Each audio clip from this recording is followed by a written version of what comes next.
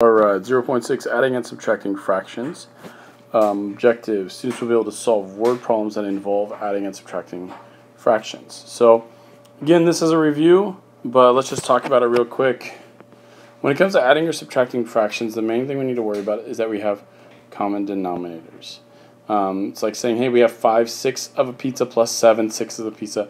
How many sixths of a pizza do we have? Once we have common denominators, all we worry about is the numerator. You can kind of just block this out and just look at the numerator. So all we're going to do is, hey, 5 and 7, 6. If I have 5 and 7 parts, is really what they're saying. I have 5 parts and 7 parts. How many total parts do I have? Well, I have 12 parts out of 6. So, well, we know that 12 over 6, or 12 divided by 6, is 2. So the answer for this would be 2. Let's go to another one. Here we do not have common denominators. See, the 15 and the 5 are not the same thing. However, since I know my times tables pretty well, I know that 5 can go into 15, right?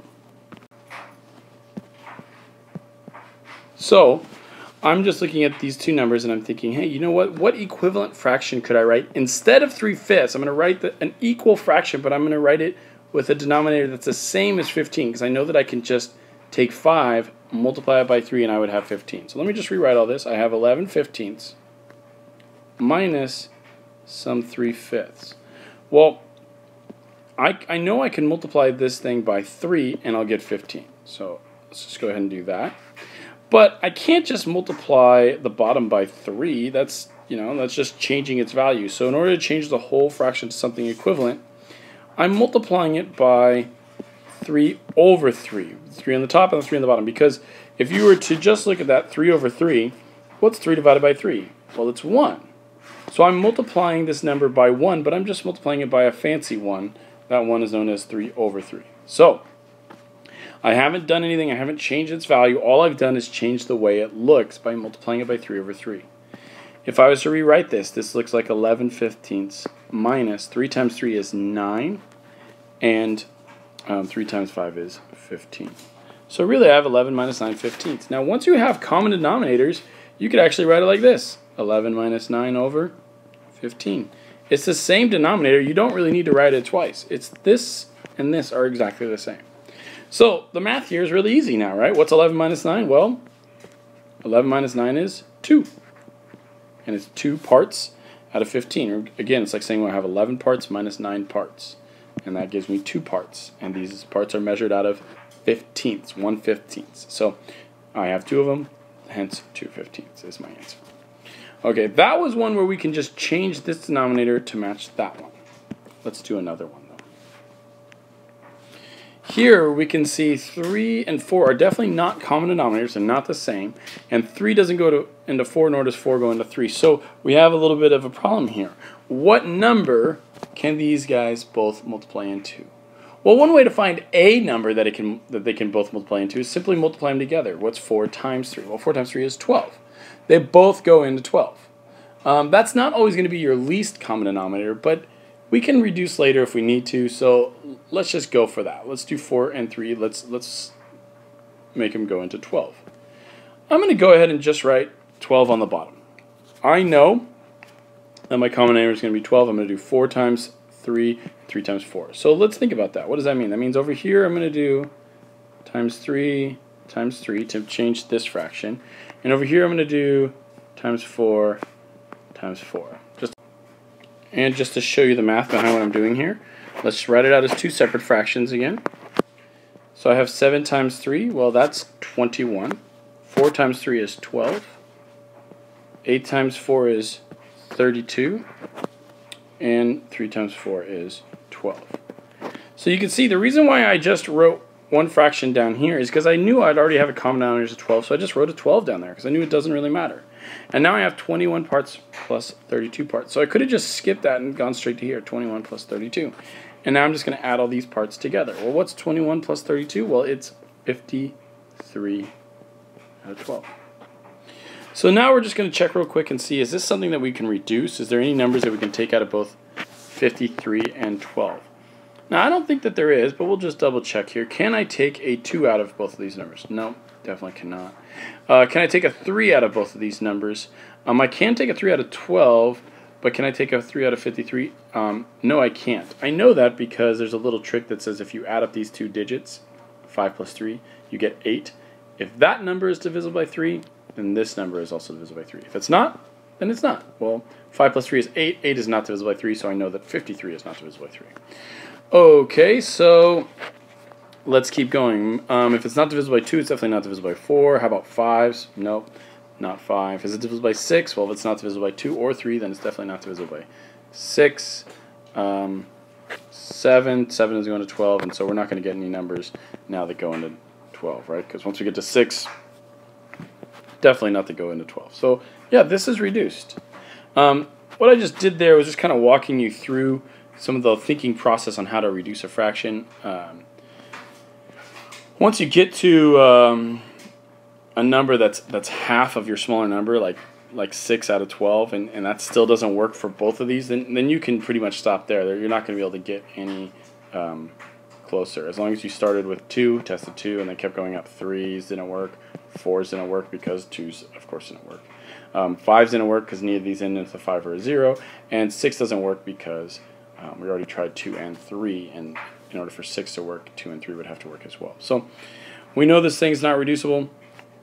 We can just stop there, and that's our answer.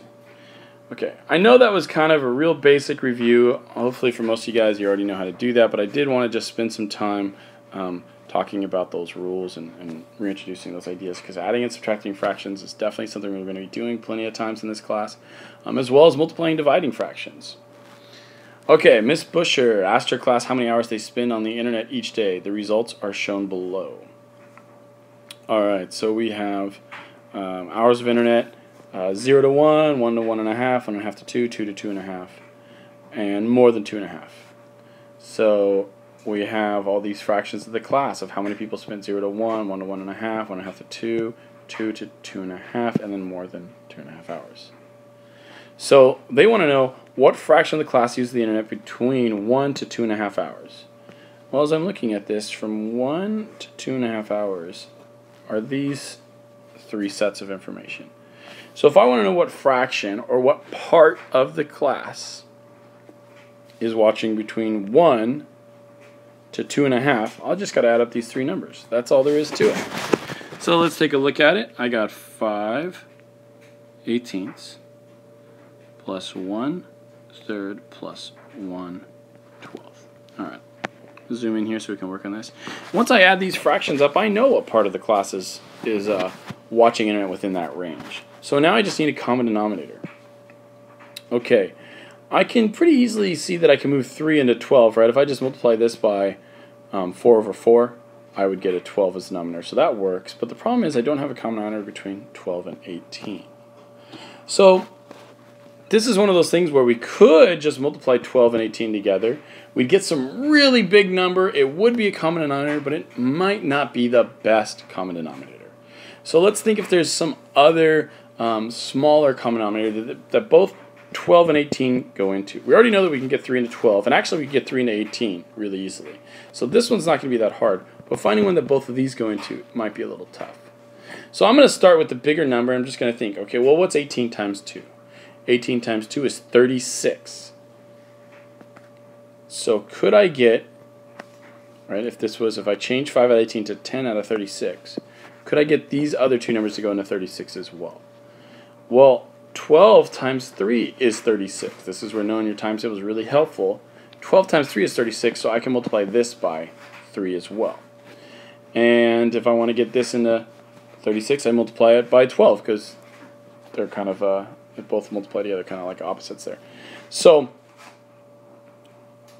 let's go ahead and do it. We multiplied this by 2. We're going to multiply this by 12 over 12. I'm sorry, 2 over 2. Or this was 2 over 2, not 2. And this is 12 over 12. And this is going to be 3 over 3. And we're going to see this is going to give us common denominators. And again, remember, I don't have to write separate fractions here because they're all the same denominator. I could just write this all as one big fraction bar. That's okay though. We'll do that later. I want to get you guys familiar with the process. So we did 12 over 12. 3 times 12 is 36. 1 times 12 is 12. We did 12 times 3 is 36. So 1 times 3 is 3. So really we're just going to add up these three parts. We have 10, we have 12, and we have 3. So again, I'm just showing you this is not a necessary step. It's just helping you see what we're doing here. You really can just go straight to this step and put them all over one common denominator, because that's all there really is to it. Now we just have to add these three numbers. Well, 10 plus 12 is 22, plus 3 is 25. Okay, I don't think this can reduce because 2's don't go into 25, 3's don't go into 25, 4's don't go in because 2's don't go in, 5's go in but they don't go into 36, 6's don't go into 25. I don't think we're going to find anything that goes into 25 and 36, so we are done. There's my answer. There you go. Okay.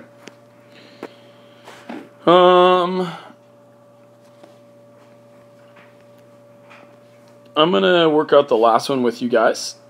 We have already added up three of the 4 numbers they gave us. So they're saying, what fraction of the class using the internet more than 2.5 hours per day? More than 2.5 hours? Well, that's everyone else. So we got to figure out what is the everyone else.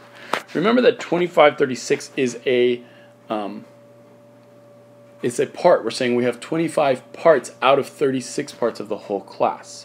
So we already have that much taken care of, and we're saying, well, what happens if we add 1/6 to that?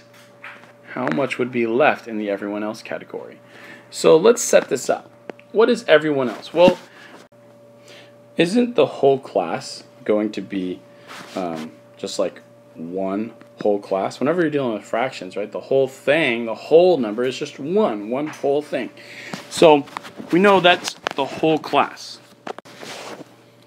Now we got to separate or subtract out the parts that we already know, and there's 4 parts here, but we already added up 3 of them.